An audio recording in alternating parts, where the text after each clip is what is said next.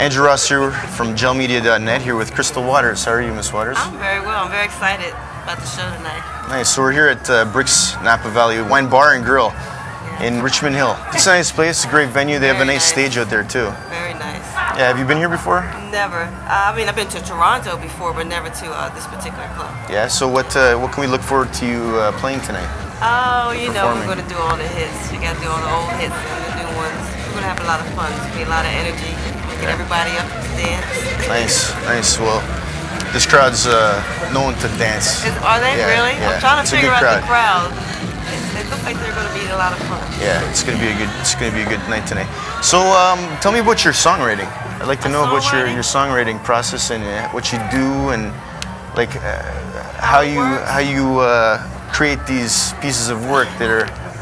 I get the track first. Okay. From a producer or DJ, and I like to just put it on like it's background music, and then I kind of walk around, and I usually the music inspires something out of me about what the song is about, and then I usually take it. The songs are really not too literal, but it's usually something that I've seen or gone through, or somebody else near me is going through, and once it comes, the melody comes first, and then the lyrics come.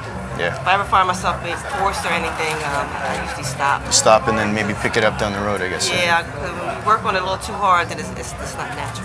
Yeah. So how does it feel to be taken around the world with your music? I mean, it's still amazing to me. I mean, sometimes I see my name says international recording, and it's still sometimes I just forget. I mean, I love to travel. I love to perform, and I've always have, and I'm just very blessed to be doing what I love. You know, it's really nice. Yeah, I can imagine. And you know, you've been nominated for numerous awards. You've won awards, and you know, you've been on the Billboard charts for many years, for weeks and years, and you know, like these are things that you know don't happen to just anybody. And your music has touched a lot of people. You know, it's kind of, you don't think about it until someone like you say it to me. It's like, yeah, that did happen, didn't it? It's but after this going to be my 18th or 19th year, 91, and I do have to look back, and I've really done very well. I mean, I think I've been very blessed to work these many years. So I know a lot of people come and go and stuff. It's just wonderful. I just, it makes you sit back and say, every time you want to complain about something, you just sit back and just kind of give thanks. Yeah. One question that I have to ask you: how did it feel when you first heard your song and your voice on the radio? I was walking to work from the parking lot. I had a Walkman on, my Walkman on, and I heard somebody call my name, so I took the headphones off. It was the radio station, the host saying that Crystal Waters with Gypsy Woman. It just took a minute. I didn't get it. So it was in the headphones, and you thought somebody was calling you. Somebody called me, and I took them off. And then it was just really surreal. I wrote that song for another artist first of all, and then when I got picked up, I thought, oh, it's only gonna be a hit maybe in Washington D.C. where I live, Baltimore area. And it never dawned on me that it would go nationwide. It would be played on the radio station that I listen to every day. And so it was just really a shock.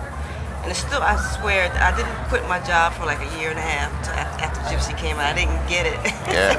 that I was around to stay. What were you doing at the time? I worked at the parole board. I was a computer technician. That's cool. Interesting. I used to talk to the inmates. Nice. Have you got some famous, they used to call me a lot. Did you draw any like inspiration from that, maybe?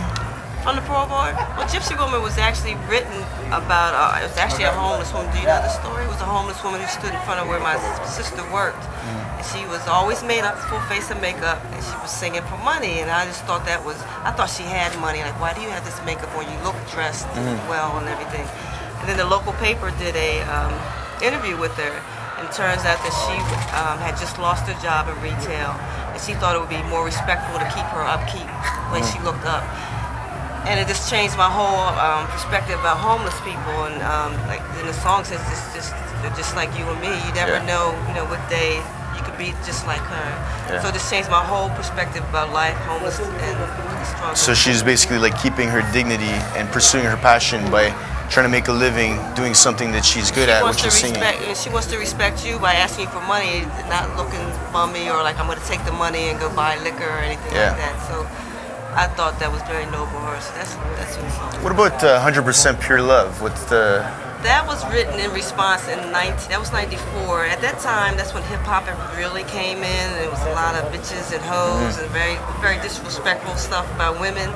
So I thought I would be clever and maybe give an example of how you should talk to someone, like show some of the men some respect. Hopefully they will respect me back. So that's where that idea of that song came from. I just wanted to say, back to the middle around again, I'm going to be here. Because I love you, I care about you. I don't need to disrespect you to show you that. So what's next for you anyway? Do you have any projects that are on the go right now? Or? Yes, I do. I have actually I have a new single out now called Enough, which is on Strictly Rhythm. I also have a brand new internet radio station called clubheadsradio.com, which I'm very excited about. It's a dance, house, vocal oriented station. It's going to be an international field. We're going to have DJs from around the world singing. I got some from Toronto. It's going to be hour mixes. We're going to have DJs, information, news. I'm really intent on putting the face to the name of some of these dance songs, because a lot of people don't know, have a lot of information. They know the song, but they don't know who the artist is. Yeah. So I'm trying to bring that, and I have all the artists coming together and doing little radio shows and snippets and things. And so where's that based out of? In Washington, D.C. Okay. But it's on the internet, so... So it's worldwide. It's everywhere. So make sure you check it out. Yes. Clubheadsradio.com.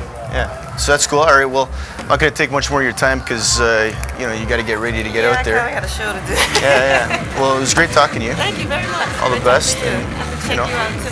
Cool. Thanks. So, gelmedia.net.